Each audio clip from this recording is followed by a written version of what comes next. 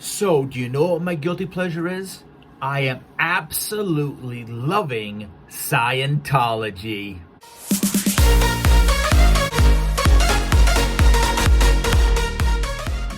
Whoa. Before you freak out, firstly, welcome to the show. Secondly, I misspoke. What I meant to say was I am absolutely loving watching the downfall of Scientology.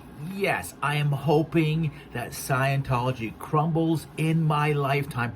It's like watching a real-time soap opera. I want to share with you who I watch on YouTube and the books I've read and who's involved and space lasers and volcanoes, all that stuff. But this episode won't be very long because I do not want to be fair gamed. Now, over the last few years, I have looked at Scientology from both sides in a lot of different perspectives. And what I find is when people first get involved in Scientology, it's great. They take a personality test and then they take some courses on filling those gaps, communication, relationship, and it's all great. And only $50 and that sort of thing. But what happens is people get sucked into the cult of Scientology, where this organization will rip families apart and bankrupt people, and human trafficking is involved. And I just cannot believe what Scientology can get up to under the understanding that it's called a religion. I won't call it a religion, I will call it a cult. So where does Scientology start? Well, it starts with this bad boy, Xenu. Now, Xenu was alive 75 million years ago. He was a galactic overlord.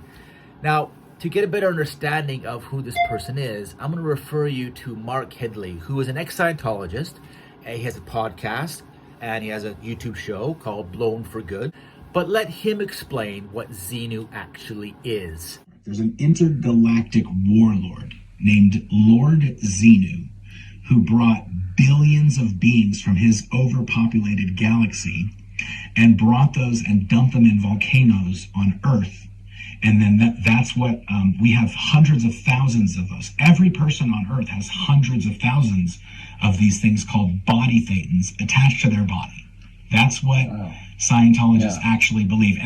What he forgot to mention is that when Xenu brought those people over and dropped them in the volcano, he actually then used hydrogen bombs to blow everybody up, and that's where the thetans came out of the volcano and attached themselves to everybody.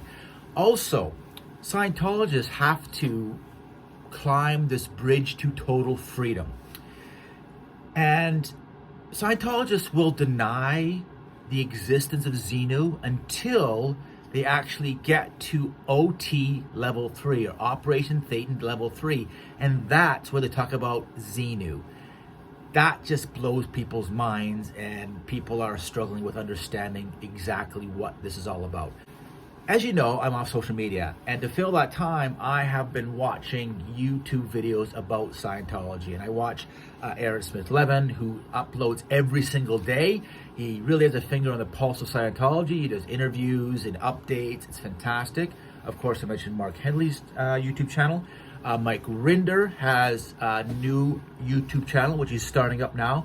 Now, Mike Rinder might sound familiar because Mike Rinder and Lisa Remedy were together and they did that documentary on Scientology called Aftermath, which is absolutely brilliant. Please check that out. And these are the people that I turn to on a daily or weekly basis to get my fix on Scientology. And I would highly recommend you checking them out, because if you're interested in this stuff, they really are the people to hear the truth about Scientology. And before we go, I just want to plug their books. Mark Headley has a book called Blown for Good. Now, if someone leaves Scientology, it is known as blown. And that's why it's called Blown for Good, because he's never going to return back to Scientology. Mike Rinder has a book called 1 Billion Years, because they have to sign a 1 billion-year contract when they sign up for the Sea Org. Both of them I listened to on audiobook, and they are brilliant. Fantastic insights into the cult that is Scientology. So that's it for this episode. Now, don't even get me started on other cults like NXIVM or Jonestown or Bokrom or Heaven's Gate. I learned all about those, and they're absolutely fascinating. And maybe I'll do more shows on this. I don't know. But I hope you found it interesting. Thanks for watching, folks. See ya.